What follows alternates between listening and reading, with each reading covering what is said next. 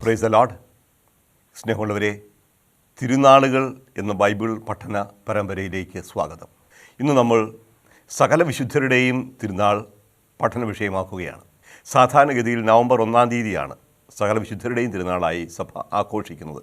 പൗരസ്ത്യ സഭയിൽ മറ്റ് ചില പാരമ്പര്യങ്ങളുണ്ട്, അതിനെക്കുറിച്ച് നമ്മൾ പിന്നീട് കാണും. ഏതായാലും പൊതുവേ നവംബർ 1 തീയതി സകല വിശുദ്ധരുടെയും തിരുനാളായി ആഘോഷിക്കുന്നു. അപ്പോൾ ആ തിരുനാളിനെക്കുറിച്ച് ചില കാര്യങ്ങൾ നമ്മൾ പഠിക്കാൻ ആഗ്രഹിക്കുകയാണ്. അതിനൊരുക്കമായി ബൈബിളിൽ നിന്നൊരു ഭാഗം വായിക്കട്ടെ. വെളിപാട് പുസ്തകം 7-ാമത്തെ അധ്യായം 9 മുതൽ 17 വരെയുള്ള തിരുവചനങ്ങൾ. ഇതിനുശേഷം ഞാൻ നോക്കിയപ്പോൾ ഇതാ എണ്ണിത്തിട്ടപ്പെടുത്താൻ ആർക്കും സാധിക്കാത്ത ഒരു വലിയ ജനക്കൂട്ടം. അവർ സകല ജനതകളിലും ഗോത്രങ്ങളിലും രാജ്യങ്ങളിലും ഭാഷകളിലും നിന്നുള്ളവർ. അവർ വെള്ളയങ്കി അണിഞ്ഞ് കൈകളിൽ കുരുത്തോലയുമായി സിംഹാസനത്തിന് മുമ്പിലും കുഞ്ഞാടിന് മുമ്പിലും നിന്നിരുന്നു. അവർ ഉച്ചത്തിൽ വിളിച്ചു പറഞ്ഞു, സിംഹാസനാരൂഢനായ നമ്മുടെ ദൈവത്തിൻ്റെയും കുഞ്ഞാടിൻ്റെയും പക്കലാണ് രക്ഷ. ദൂതന്മാരെല്ലാം സിംഹാസനത്തിനും ശ്രേഷ്ഠന്മാർക്കും 4 ജീവികൾക്കും ചുറ്റും നിന്നു. അവർ സിംഹാസനത്തിന് മുമ്പിൽ കമിഴ്ന്നു വീണ് ദൈവത്തെ ആരാധിച്ചുകൊണ്ട് പറഞ്ഞു, ആമേൻ.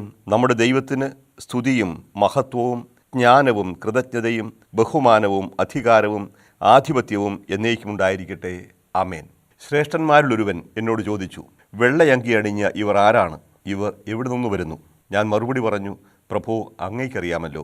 അപ്പോൾ അവൻ പറഞ്ഞു, ഇവരാണ് വലിയ ഞെരുക്കത്തിൽ നിന്ന് വന്നവർ, കുഞ്ഞാടിൻ്റെ രക്തത്തിൽ തങ്ങളുടെ വസ്ത്രങ്ങൾ കഴുകി വെളുപ്പിച്ചവർ. അതുകൊണ്ട് ഇവർ ദൈവത്തിൻ്റെ സിംഹാസനത്തിൻ്റെ മുമ്പിൽ നിൽക്കുകയും അവിടുത്തെ ആലയത്തിൽ രാപകൽ അവിടുത്തെ ശുശ്രൂഷിക്കുകയും ചെയ്യുന്നു. സിംഹാസനസ്ഥൻ തൻ്റെ സാന്നിധ്യത്തിൻ്റെ കൂടാരത്തിൽ അവർക്ക് അഭയം നൽകും. ഇനി ഒരിക്കലും അവർക്ക് വിശക്കുകയോ ദാഹിക്കുകയോ ഇല്ല. വെയിലോ ചൂടോ അവരുടെ മേൽ പതിക്കുകയില്ല. എന്തെന്നാൽ സിംഹാസന മധ്യത്തിലിരിക്കുന്ന കുഞ്ഞാട് അവരെ മേയിക്കുകയും ജീവജലത്തിൻ്റെ ഉറവകളിലേക്ക് നയിക്കുകയും ചെയ്യും. ദൈവം അവരുടെ കണ്ണുകളിൽ നിന്ന് കണ്ണീർ തുടച്ചു നീക്കും. ദൈവവചനമാണ് നാം കേട്ടത്. സ്നേഹമുള്ളവരെ, സകല വിശുദ്ധരുടെയും തിരുനാൾ ആഘോഷിക്കാനായി സഭ ഒരു ദിവസം മാറ്റിവെച്ചിട്ടുണ്ട്. കാരണം പേര് വിളിക്കപ്പെടാത്തതായും പേര് വിളിച്ചാൽ തന്നെ അധികം ആരും അനുസ്മരിക്കാതായും പോകുന്ന ഒരുപാട് വിശുദ്ധരുണ്ട്. നാമകരണം ചെയ്യപ്പെട്ടവർ മാത്രമല്ല വിശുദ്ധർ എന്ന് നമുക്കറിയാം.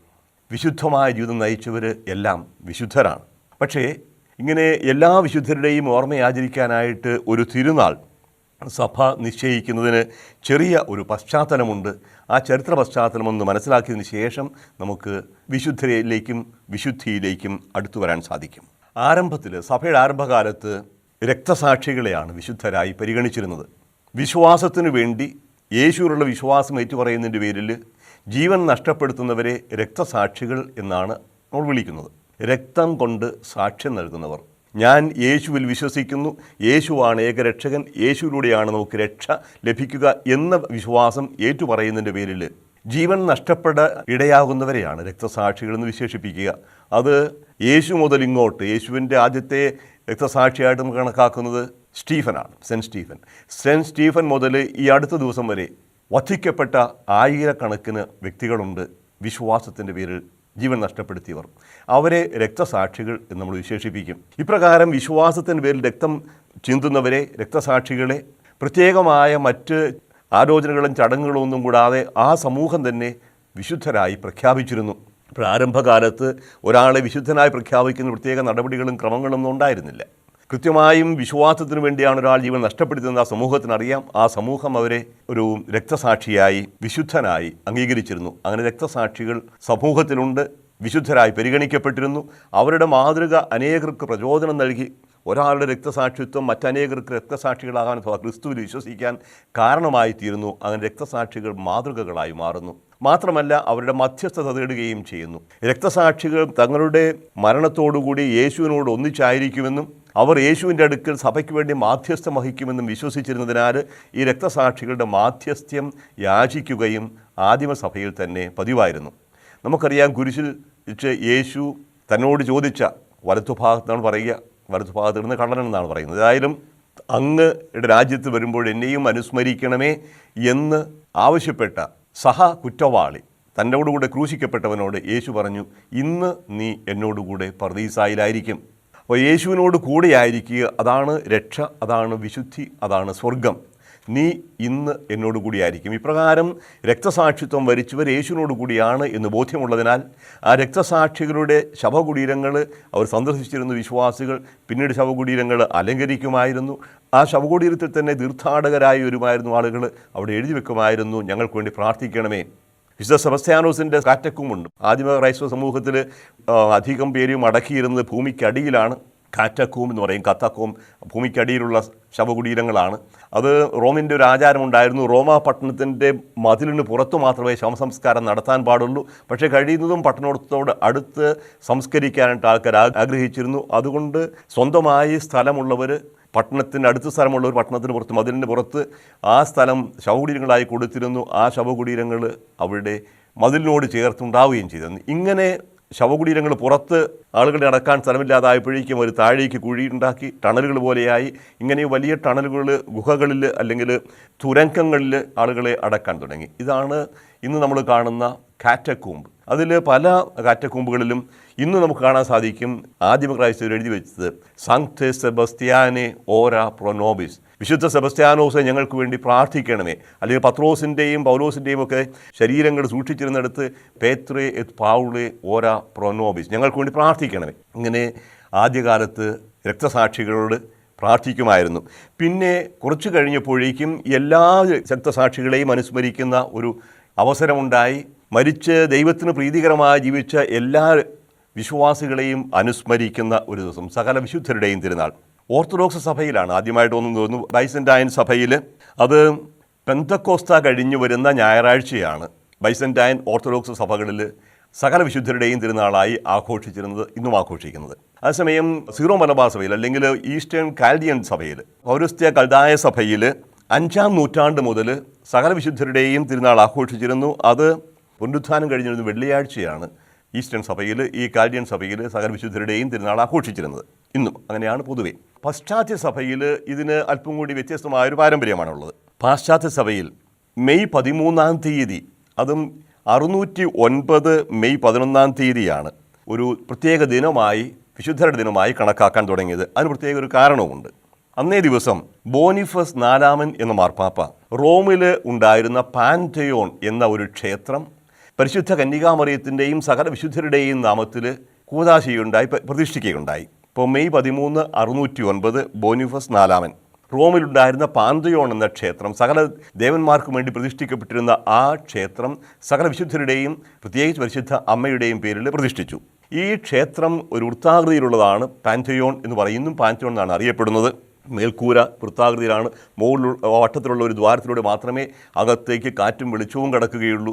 അത് തുറന്നാണ് കിടക്കുക. മഴ പെയ്താലും വെള്ളം വരികയും ചെയ്യും. 118 മുതൽ 125 വരെയുള്ള 8 വർഷത്തിനിടയ്ക്കാണ് ഹഡ്രിയാൻ ചക്രവർത്തി പാൻറ്റയോൺ എന്ന ഈ ക്ഷേത്രം നിർമ്മിച്ച് സകല ദേവന്മാർക്കുമായി പ്രതിഷ്ഠിച്ചത്. പിന്നീട് ക്രിസ്തീയ സഭ റോമാ സാമ്രാജ്യത്തിൻ്റെ ഔദ്യോഗിക മതമായി മാറിയപ്പോൾ ഈ ക്ഷേത്രം ഒരു ദേവാലയമായി പ്രതിഷ്ഠിച്ചു. ആ ദേവാലയ പ്രതിഷ്ഠ നടന്നത് മെയ് 13-ാം തീയതിയാണ്. പക്ഷേ മെയ് 13-ന് പ്രത്യേക ഒരു ആചാരവും കൂടിയുണ്ട്. റോമക്കാരെ സംബന്ധിച്ചോളം മെയ് 13 ഒരു വിശേഷ ദിവസമായിരുന്നു. പൂർവികരുടെ സ്മരണ ആചരിക്കുന്ന ദിവസം. മരിച്ചുപോയവരുടെ ആത്മാക്കൾ ചുറ്റിക്കറങ്ങി നടക്കുമെന്നും അത് മറ്റുള്ളവരെ പലരെയും ബാധിക്കുമെന്നും ശല്യം ചെയ്യുമെന്നൊക്കെ ഭയമുണ്ടായിരുന്നതുകൊണ്ട് ഈ മരിച്ചുപോയവരുടെ ആത്മാക്കളെ പ്രീതിപ്പെടുത്താൻ വേണ്ടി, അവരെ അടക്കാൻ വേണ്ടി മെയ് 13-ാം തീയതി ഒരു ദിവസമായി ആഘോഷിച്ചിരുന്നു. അങ്ങനെ സകല പൂർവികരുടെയും ദിവസമായിരുന്നു മെയ് 13-ാം തീയതി.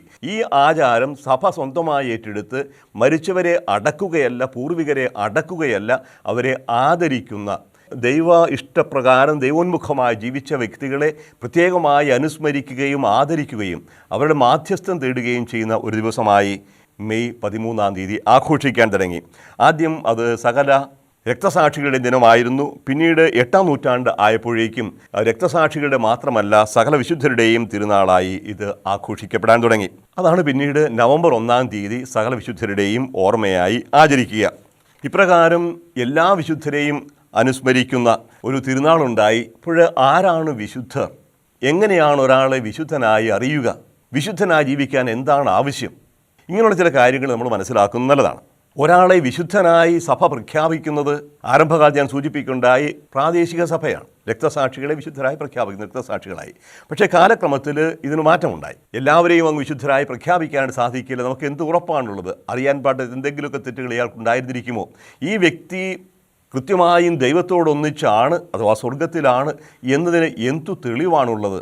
അത് ആവശ്യമായിട്ടൊന്നു. അപ്പോൾ ജീവിതത്തിൽ അദ്ദേഹം പുണ്യപൂർണ്ണതയിൽ ജീവിച്ച വ്യക്തിയാണെന്നും ഒരു വീരോചിതമായ വിധത്തിൽ വിശ്വാസവും പ്രത്യാശയും സ്നേഹവും അഭ്യസിച്ച വ്യക്തിയാണെന്നും ആ ഒരു സ്നേഹത്തിൻ്റെതായ ജീവിതമാണ് നയിച്ചതെന്നും ഉറപ്പുവരുത്താൻ എന്താണ് ഒരു മാർഗം? അതിനുവേണ്ടി പല ചടങ്ങുകളുണ്ടായിരുന്നു.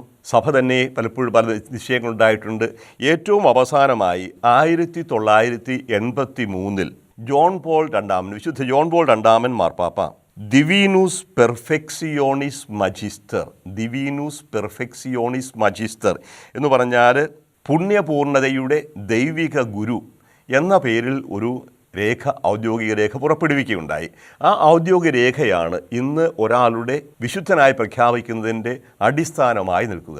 ഒരാളെ സഭ വിശുദ്ധനായി പ്രഖ്യാപിക്കുന്നത് വളരെ സങ്കീർണമായ ഒരു പ്രോസസ്സിലൂടെയാണ്, പ്രക്രിയയിലൂടെയാണ്. ആദ്യമേ ഒരു വ്യക്തി അയാളുടെ ജീവിതം ധന്യമായിരുന്നു, എല്ലാവർക്കും മാതൃകാപരമായിരുന്നു, വീരോചിതമായി ജീവിച്ചതായിരുന്നു എന്ന ബോധ്യമുണ്ടെങ്കിൽ ആ വ്യക്തിയുടെ മരണത്തിന് ശേഷം അയാളെക്കുറിച്ച് അന്വേഷണം നടത്തും. പക്ഷേ ഇപ്രകാരം ഒരു അന്വേഷണം സഭ ഔദ്യോഗികമായി നടത്തുന്നത് മരണത്തിന് 5 വർഷം ശേഷമേ ആകാൻ പാടുള്ളൂ.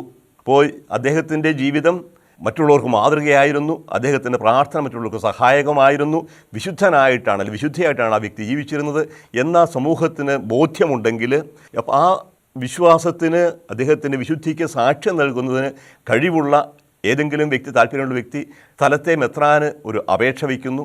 അല്ലെങ്കിൽ മെത്രാൻ വേണമെങ്കിൽ താല്പര്യമായിട്ട് സ്വന്തമായിട്ടും അത് സ്വീകരിക്കാവുന്നതാണ്. ഈ അപേക്ഷ അനുസരിച്ച് മെത്രാൻ തന്നെ ആവശ്യപ്പെടുന്ന ഒരു ചെറിയൊരു കമ്മ്യൂണിറ്റി ഉണ്ടാക്കി ഈ വ്യക്തിയുടെ ജീവിതം, അദ്ദേഹത്തിൻ്റെ ജീവിത സാക്ഷ്യങ്ങൾ, അദ്ദേഹത്തിൻ്റെ ലേഖനങ്ങൾ, അദ്ദേഹം എഴുതിയ പുസ്തകങ്ങളുണ്ടെങ്കിൽ, അദ്ദേഹം പ്രവർത്തിച്ച കാര്യങ്ങൾ, അദ്ദേഹത്തിൻ്റെ സ്ഥാപനങ്ങൾ എന്ന് പറഞ്ഞാൽ ആ വ്യക്തിയെ സമഗ്രമായി പഠിക്കാനായിട്ട് ഒരു കമ്മിറ്റിയെ രൂപീകരിക്കുന്നു. ഈ കമ്മിറ്റി പഠിച്ച കാര്യങ്ങൾ അവതരിപ്പിക്കുന്നത് മെത്രാൻ സമൂഹത്തിന് സമർപ്പിക്കുന്നു, അല്ലെങ്കിൽ റോമൻ സമർപ്പിക്കുന്നു, റോമൻ സഭയാണെങ്കിൽ. ഇങ്ങനെ മെത്രാൻ സമൂഹം ഈ വ്യക്തിയുടെ പ്രാഥമികമായ പഠനങ്ങളിലൂടെ അദ്ദേഹം വിശുദ്ധനായ ഒരു വ്യക്തിയായിരുന്നു എന്നവർക്ക് ബോധ്യമാവുകയാണെങ്കിൽ അദ്ദേഹത്തെ ആദ്യത്തെ പടി ദൈവദാസൻ എന്ന് പ്രഖ്യാപിക്കും, സെർവൻ്റ് ഓഫ് ഗാഡ്. അപ്പോൾ ഇങ്ങനെയുള്ള ഒരു പ്രസ്താവന 5 വർഷത്തിന് ശേഷമേ തുടങ്ങാൻ പാടുള്ളൂ. അതിനുശേഷം ദീർഘമായ പഠനത്തിന് ശേഷമേ ഒരാൾ ദൈവദാസനായി പ്രഖ്യാപിക്കാറുള്ളൂ. പക്ഷേ റോമാ മാർപ്പാപ്പയ്ക്ക് വേണമെങ്കിൽ ഈ പ്രോസസ്സിൽ, പ്രക്രിയയിൽ മാറ്റം വരുത്താം. ജോൺ പോൾ രണ്ടാമൻ മാർപ്പാപ്പ മദർ തെരേസയെ, കട്ടക്കാരി മദർ തെരേസയെക്കുറിച്ചുള്ള അന്വേഷണം 5 വർഷം ദീർഘിപ്പിച്ചില്ല. അതിനു മുമ്പ് തന്നെ അന്വേഷണം നടക്കുകയുണ്ടായി. അതുപോലെ തന്നെ ബെനഡിക്റ്റ് 16 മാർപ്പാപ്പ തൻ്റെ മുൻഗാമിയായ ജോൺ പോൾ രണ്ടാമൻ മാർപ്പാപ്പയുടെ വിശുദ്ധീകരണ നാമകരണ പ്രക്രിയ വളരെ പെട്ടെന്ന് തുടങ്ങി 5 വർഷം കാത്തു നിൽക്കേണ്ടി വന്നില്ല. അപ്പോൾ വളരെ ചില പ്രത്യേക സാഹചര്യങ്ങളിൽ ഇപ്രകാരമുള്ള എക്സെപ്ഷൻസ് ഉണ്ടാകാം. ഇങ്ങനെ ഒരാൾ ദൈവദാസനായി പ്രഖ്യാപിച്ചതിന് ശേഷം പിന്നീട് അദ്ദേഹത്തിനെ കുറിച്ച് വീണ്ടും പഠനങ്ങൾ നടക്കുന്നു. പിന്നെ സംഭവിക്കുന്നത് അദ്ദേഹത്തിൻ്റെ അമാധ്യസ്ഥം വഴി എന്തെങ്കിലും അത്ഭുതങ്ങൾ നടന്നിട്ടുണ്ടോ, പ്രധാനമായ അത്ഭുതങ്ങൾ, ആ അത്ഭുതത്തിന് സാക്ഷികളുണ്ടാകണം. ഇപ്രകാരം രണ്ടാമത്തെ സ്റ്റേജിൽ ദൈവത്തിൻ്റെ പ്രത്യേകമായ പരിപാലന ഈ വ്യക്തിയെ വിശുദ്ധനായി സ്വീകരിച്ചിരിക്കുന്നു, ദൈവത്തോടൊന്നിച്ചാണ് ഇയാളുടെ മാധ്യസ്ഥം വഴി അത്ഭുതങ്ങൾ ഭൂമിയിൽ നടക്കുന്നു എന്ന് ബോധ്യമാകുമ്പോൾ രണ്ടാമത്തെ വരും, അതിന് വെനറബിൾ എന്ന് പറയും, അഥവാ വന്ധ്യൻ. ഒരാളെ വന്ധ്യനായി പ്രഖ്യാപിക്കുന്നു, വെനറബിൾ.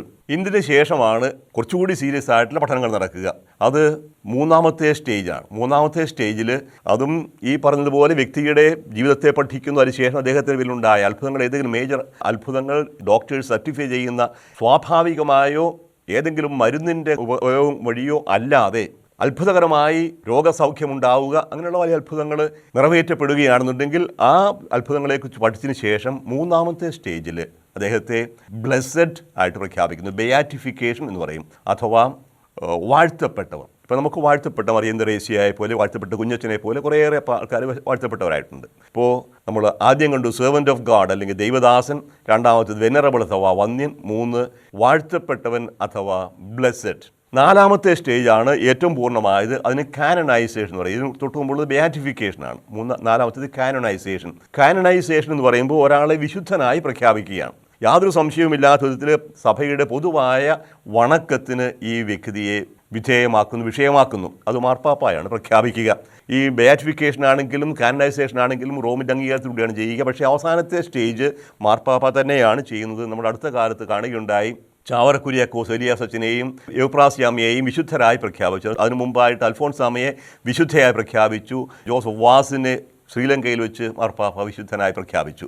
അപ്പോൾ ഇതാണ് ഒരാളെ വിശുദ്ധനായി പ്രഖ്യാപിക്കുന്നതിൻ്റെ പ്രൊസീജിയർ. അപ്പോൾ ഈ ഒരു പ്രൊസീജിയറിലൂടെ സംഭവിക്കുന്നത് ഈ വ്യക്തിയുടെ ജീവിതം തികച്ചും മാതൃകാപരമായിരുന്നു, മാത്രമല്ല തികച്ചും വീരോചിതമായിരുന്നു. വളരെ പ്രത്യേകമായ രീതിയിൽ, വീരോചിതമായ രീതിയിൽ ക്രിസ്തീയ ജീവിതം നയിച്ചു എന്നതിന് വ്യക്തമായ തെളിവുകൾ ഉള്ളത് കൊണ്ടാണ്, അത് ദൈവം തന്നെ അംഗീകരിച്ചിരിക്കുന്ന അത്ഭുതങ്ങളിലൂടെ തെളിയുന്നത് കൊണ്ടാണ് ഒരാളെ നമ്മൾ വിശുദ്ധരായി പ്രഖ്യാപിക്കുക. ഇനി നമുക്ക് അടുത്ത പടിയെന്ന് ചോദിക്കാം, ആരാണ് വിശുദ്ധർ? എങ്ങനെയാണ് ഒരാൾ വിശുദ്ധനാകുന്നത്? എല്ലാവരും വിശുദ്ധരാണോ? പൗലോസ്ലീഹ പറയും, കൊറിന്തോസിലെ വിശുദ്ധരായവർക്കും വിശുദ്ധരാകാൻ വിളിക്കപ്പെട്ടവർക്കും. അപ്പോൾ വിശുദ്ധർ എന്നതിന് രണ്ട് പ്രത്യേക മാനങ്ങളുണ്ട്. വിശുദ്ധം എന്ന് പറഞ്ഞാൽ വേർതിരിക്കപ്പെട്ടത് എന്നാണ് അർത്ഥം. ഗ്രീക്കിൽ അതിന് കോദേഷ് എന്ന് പറയും, സാങ്ക്തൂസ് വിശുദ്ധം, മാറ്റിവെക്കപ്പെട്ടത്, മുറിച്ചു മാറ്റിയത് എന്നാണ് വിശുദ്ധമെന്ന ഇതിൻ്റെ നമ്മൾ ഗ്രീക്കിലേക്ക് ഹീബ്രുവിലേക്കൊക്കെ പോകുമ്പോൾ കാണുന്ന അർത്ഥം. അപ്പോൾ ദൈവം മാത്രമാണ് വിശുദ്ധൻ. ദൈവം വിശുദ്ധനാണെന്ന് പറയുമ്പോൾ എല്ലാറ്റിനും അതീതനാണ്, എല്ലാറ്റിനും ഉപരിയാണ്, എല്ലാറ്റിനും വ്യത്യസ്തനാണ്, അജ്ഞേയനാണ്, നമുക്കവനെ അറിയാൻ സാധിക്കുകയില്ല, കാണാൻ സാധിക്കുകയില്ല, നമ്മിൽ നിന്നും ഏറെ വ്യത്യസ്തനാണ്, ട്രാൻസെൻഡൻറ്റ്, സർവാതിശായിയാണ്, എല്ലാറ്റിനും അതീതനാണ്. അപ്പോൾ ദൈവം വിശുദ്ധനാണെന്ന് പറയുമ്പോൾ ദൈവം എല്ലാറ്റിനും ഉപരിയാണ്, നമ്മളെപ്പോലെയല്ല. ഈസ് നോട്ട് ലൈക്ക് അസ്, എന്നിൽ നിന്ന് വ്യത്യസ്തനാണ് എല്ലാ കാര്യത്തിലും. ഇപ്രകാരം ദൈവം വിശുദ്ധനായിരിക്കുന്നു. അതുകൊണ്ടാണല്ലോ വിശുദ്ധ സ്ഥലം, ദൈവത്തിന് വേണ്ടി പ്രതിഷ്ഠിക്കുന്ന സ്ഥലം വിശുദ്ധ സ്ഥലമാണ്. ദേവാലയത്തിൽ, ജെറൂസലം ദേവാലയത്തിൽ പ്രത്യേക സ്ഥലമാണ് അതിവിശുദ്ധ സ്ഥലം, വിശുദ്ധ സ്ഥലം. നമുക്കാണെങ്കിൽ ദേവാലയത്തിലും വിശുദ്ധ സ്ഥലമുണ്ട്. വിശുദ്ധ സ്ഥലത്തിൻ്റെ പടിവാതിൽ പുറത്തുള്ളത് അശുദ്ധ സ്ഥലമല്ല, ഒരു ലൗകിക സ്ഥലമാണ്. Sacred space and A secular space. അപ്പോൾ വിശുദ്ധമായ സ്ഥലം, വിശുദ്ധമല്ലാത്ത സ്ഥലം. അപ്പോൾ ദൈവത്തിന് വേണ്ടി മാറ്റിവെക്കപ്പെട്ടത്. അപ്പോൾ ആ ഒരു സ്ഥലം ആ ദൈവത്തിൻ്റെ വിശുദ്ധിയാണ്. അതുകൊണ്ട് ഈ ദൈവത്തിന് വേണ്ടി മാറ്റിവെക്കപ്പെടുന്ന വ്യക്തികൾ അതിനാൽ തന്നെ വിശുദ്ധരായി മാറുന്നു. എൻ എക്സിസ്റ്റൻഷ്യൽ ഒണ്ടോളജിക്കൽ ഹോളിനെസ് എന്ന് പറയും, അസ്തിത്വപരമായ വിശുദ്ധി. ഇപ്പോൾ ദൈവത്തിന് വേണ്ടി മാറ്റിവെക്കപ്പെട്ട, എൻ്റെ ജീവിതം തന്നെ ദൈവത്തിന് സമർപ്പിക്കപ്പെട്ടതാണ്. ഞാൻ ദൈവിക ശുശ്രൂഷയ്ക്ക് വേണ്ടി മാറ്റിവെക്കപ്പെട്ട വ്യക്തിയാണെങ്കിൽ ഞാൻ വിശുദ്ധനാണ്. വ്യക്തികൾ, വസ്തുക്കൾ, സ്ഥലങ്ങൾ എല്ലാം വിശുദ്ധമാകും. നമ്മൾ വിശുദ്ധ കൂദാശകൾ എന്ന് പറയും, അല്ലെങ്കിൽ വിശുദ്ധ ദേവാലയം എന്ന് പറയും, വിശുദ്ധ തിരുസ്വരൂപം എന്ന് പറയും, അല്ലെങ്കിൽ വിശുദ്ധ വസ്തുക്കൾ. ഇതെല്ലാം ദൈവ ശുശ്രൂഷയ്ക്ക് വേണ്ടി മാറ്റി വയ്ക്കപ്പെട്ടതാണ്. ശ്രീകോവിൽ എന്ന് നമ്മൾ പറയാറുണ്ട്. ശ്രീകോവിൽ ദൈവത്തിന് വേണ്ടി പ്രതിഷ്ഠിക്കപ്പെട്ട സ്ഥലമാണ്. പൂജാരിക്ക് മാത്രമേ പ്രവേശിക്കാൻ അനുവാദമുള്ളൂ. ജെറൂസലം ദേവാലയത്തിൽ അതിവിശുദ്ധ സ്ഥലത്ത് പ്രധാന പുരോഹിതന് ആണ്ടിലൊരിക്കൽ മാത്രമേ പ്രവേശിക്കാൻ സാധിക്കുമായിരുന്നു. അതാണ് മധുബഹ എന്നൊക്കെ പറയും, ദൈവത്തിന് വേണ്ടി മാറ്റി വയ്ക്കപ്പെട്ട സ്ഥലം. രണ്ടാമത്തേത് ഒരു ധാർമ്മികമായ വിശുദ്ധിയാണ്. ധാർമ്മിക വിശുദ്ധി എന്ന് പറയുമ്പോൾ ദൈവത്തിൻ്റെ പ്രമാണമനുസരിച്ച് ജീവിക്കുന്ന വ്യക്തികൾ, ജീവിതം നിഷ്കളങ്കമായിരിക്കുന്നു, തെറ്റ് ചെയ്യാത്തവൻ, വിശുദ്ധി. ഇപ്പോൾ ദൈവിക പ്രമാണങ്ങളനുസരിച്ച് വിശ്വാസവും പ്രത്യാശയും സ്നേഹവും അതിൻ്റെ പൂർണ്ണതയിൽ ജീവിക്കുന്ന വ്യക്തികളെ വിശുദ്ധർ എന്ന് വിശേഷിപ്പിക്കും. അപ്പോൾ ഈ വിശുദ്ധിക്ക് രണ്ടുമുണ്ട്: ദൈവോന്മുഖമായി ജീവിക്കുക, ദൈവിക പ്രമാണങ്ങളനുസരിച്ച് ജീവിക്കുക. ഇത് എല്ലാവരും ഇതിനുവേണ്ടി വിളിക്കപ്പെട്ടവരാണ്. ഇങ്ങനെ വിളിക്കപ്പെട്ട വ്യക്തികൾ വിശുദ്ധരാണ്, വിശുദ്ധരായിരിക്കണം. നമ്മളെല്ലാവരും വിശുദ്ധരാകാനായിട്ട് വിളിക്കപ്പെട്ടവരുമാണ്. പക്ഷേ എല്ലാവരുടെയും വിശുദ്ധി ഒരുപക്ഷെ ഇപ്രകാരം അറിയപ്പെട്ടു എന്ന് വരില്ല. എത്രയോ ആളുകൾ വിശുദ്ധരായി ജീവിക്കുന്നു, ആരാരും അറിയപ്പെടാതെ.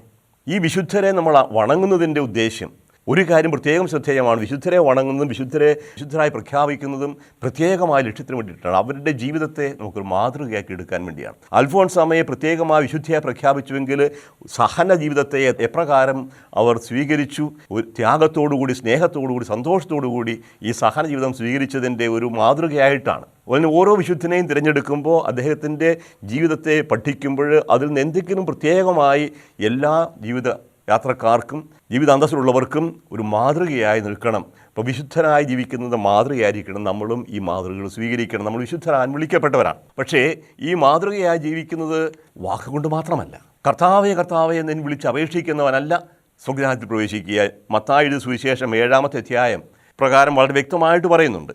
7-ാമത്തെ അധ്യായം 21-22 വാക്യങ്ങൾ. മത്തായി എഴുതിയ സുവിശേഷം 7-ാം അധ്യായം 21-22 വാക്യങ്ങൾ പ്രകാരം പറയും: കർത്താവേ കർത്താവേ എന്ന് വിളിച്ചപേക്ഷിക്കുന്നവനല്ല, എൻ്റെ സ്വർഗ്ഗസ്ഥനായ പിതാവിൻ്റെ ഇഷ്ടം നിറവേറ്റുന്നവനാണ് സ്വർഗ്ഗരാജ്യത്തിൽ പ്രവേശിക്കുക. അന്ന് പലരും എന്നോട് ചോദിക്കും: കർത്താവേ, ഞങ്ങൾ നിൻ്റെ നാമത്തിൽ പിശാചുക്കളെ പുറത്താക്കുകയും നിൻ്റെ നാമത്തിൽ നിരവധി അത്ഭുതങ്ങൾ പ്രവർത്തിക്കുകയും ചെയ്തില്ലേ? ഇതൊന്നും വിശുദ്ധിയുടെ അടയാളമാകണമെന്നില്ല. അപ്പോൾ പറയും: ഞാൻ നിങ്ങളെ ഒരിക്കലും അറിഞ്ഞിട്ടില്ല, അനീതി പ്രവർത്തിക്കുന്നവരെ എന്ന് അകന്നു പോകുവിൻ. ഇപ്പോഴേ ഏതെങ്കിലും കർമാദികൾ, അനുഷ്ഠാനങ്ങൾ നടത്തി എന്നതുകൊണ്ട് മാത്രം ആരും വിശുദ്ധരാകുന്നില്ല.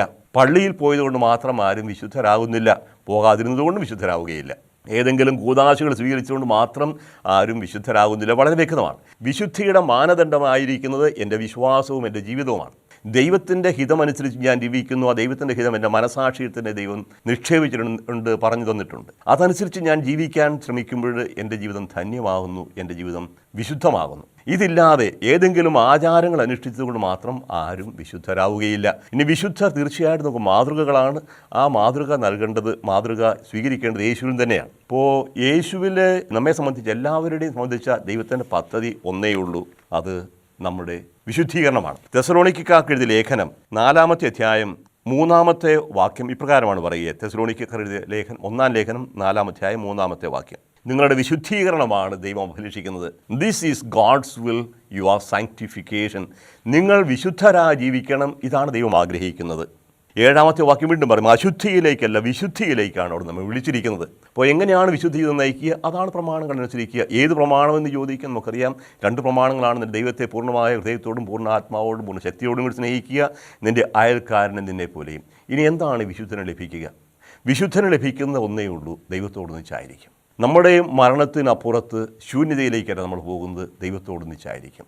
അത് നല്ല കള്ളനോട് പറഞ്ഞത് ഞാൻ സൂചിപ്പിക്കുകയുണ്ടായി, നീ നിന്നോടുകൂടി പർദീസായിലായിരിക്കും. നമ്മളെല്ലാവരും അവനോടൊന്നിച്ചായിരിക്കും. അപ്പോസ്തലന്മാരെല്ലാം പഠിപ്പിക്കുന്നത് ഇതാണ്, നിങ്ങൾ എന്നോടുകൂടി ആയിരിക്കും. യേശു പറഞ്ഞു, ഞാൻ വീണ്ടും വരും, നിങ്ങളെ കൂട്ടിക്കൊണ്ടുപോകും. എൻ്റെ പിതാവിൻ്റെ ഭവനത്തിൽ ധാരാളം വാസസ്ഥലങ്ങളുണ്ട്, അവിടെ ഞാൻ നിങ്ങൾക്ക് വാസസ്ഥലം ഒരുക്കുകയാണ്. അപ്പോൾ മരണത്തോടുകൂടി നമ്മൾ പിതാവിൻ്റെ ഭവനത്തിലേക്ക് പൂർണ്ണമായി പോവുകയാണ്. അതാണ് നമ്മൾ ദൈവം ആഗ്രഹിക്കുന്നതും. അതുപോലെ തന്നെ അവിടെ സംഭവിക്കാൻ പോകുന്നത്, യോഹന്നാൻ എഴുതിയ 1-ാം ലേഖനം 3-ാം അധ്യായം 1 മുതൽ 3 വരെയുള്ള വാക്യങ്ങൾ നമ്മൾ വായിക്കുക. കണ്ടാലും എത്ര വലിയ സ്നേഹമാണ് പിതാവ് നമ്മോട് കാണിച്ചിരിക്കുന്നത്. 1 യോഹന്നാൻ 3:1-3. ദൈവമക്കളും നാം വിളിക്കപ്പെടുന്നു, നാം അങ്ങനെയാണ് താനും. ലോകം നമ്മെ അറിയുന്നില്ല, കാരണം അത് നാം അവിടുത്തെ അറിഞ്ഞിട്ടില്ല. പ്രിയപ്പെട്ടവരെ, നാം ഇപ്പോൾ ദൈവത്തിൻ്റെ മക്കളാണ്. നാം എന്തായിത്തീരും എന്ന് ഇതുവരെ വെളിപ്പെട്ടിട്ടില്ല. എങ്കിലും ഒരു കാര്യം നാം അറിയുന്നു, അവിടുന്ന് പ്രത്യക്ഷനാകുമ്പോൾ നാം അവിടുത്തെ പോലെയാകും, അവിടുന്ന് ആയിരിക്കുന്നത് പോലെ നാം അവിടുത്തെ കാണുകയും ചെയ്യും. ബെയാറ്റിഫിക് വിഷൻ, ഭാഗ്യ ദർശനം, സന്തോഷപൂർണ്ണമായ ദർശനം, ദൈവിക ദർശനം, അതാണ് വാസ്തവത്തിൽ സ്വർഗം അല്ലെങ്കിൽ വിശുദ്ധർക്ക് ലഭിക്കുന്ന ഭാഗ്യം. ദൈവത്തോടൊന്നിച്ചായിരിക്കുക, അവിടുത്തെ മുഖം കാണുക, ദൈവത്തെ മുഖാഭിമുഖം കാണുക, ദൈവസന്നിധിയിലായിരിക്കുക, അതുമാത്രം മതി, നമ്മൾ തൃപ്തിയാവും. നമുക്ക് ഒരു നിമിഷം പ്രാർത്ഥിക്കാം. കാരുണ്യവാനും സ്നേഹനിധിയുമായ ദൈവമേ, വിശുദ്ധിയിലേക്ക് അവിടുന്ന് ഞങ്ങളെ വിളിച്ചു. അങ്ങയോടൊന്നിച്ചായിരിക്കുന്നതാണ്, അങ്ങയുടെ ഹിതമനുസരിച്ച് ജീവിക്കുന്നതാണ് വിശുദ്ധിയുടെ മാനദണ്ഡം എന്ന് ഞങ്ങളെ പഠിപ്പിച്ചു. കർത്താവേ, വിശുദ്ധമായ ജീവിതം നയിക്കാൻ ഞങ്ങളെല്ലാവരെയും സഹായിക്കണമേ. വിശുദ്ധ ജീവിതം നയിച്ച് ഞങ്ങൾക്ക് മുമ്പേ കടന്നുപോയവർ ഞങ്ങളുടെ മാതൃകയായി ഞങ്ങൾക്ക് നൽകിയതിന് അങ്ങേക്ക് ഞങ്ങൾ നന്ദി പറയുന്നു. അവരെപ്പോലെ ഞങ്ങളും അങ്ങയുടെ ഹിതം ഞങ്ങളുടെ ജീവിതത്തിൽ പൂർണ്ണമായി സ്വീകരിച്ചുകൊണ്ട്, അത് വേദനയോ സഹനമോ സന്തോഷമോ ദുഃഖമോ എന്തുമാവട്ടെ, എല്ലാം സ്വീകരിച്ചുകൊണ്ട് അങ്ങേ അനുഗമിക്കാൻ, അങ്ങയുടെ ഹിതം പൂർണ്ണമായി അനുവർത്തിക്കാനുള്ള കൃപ ഞങ്ങൾക്ക് പ്രദാനം ചെയ്യണമേ. സകല മാലാഖമാരെ, വിശുദ്ധരെ ഞങ്ങൾക്ക് വേണ്ടി പ്രത്യേകമായിട്ട് മാധ്യസ്ഥം വഹിക്കണമേ.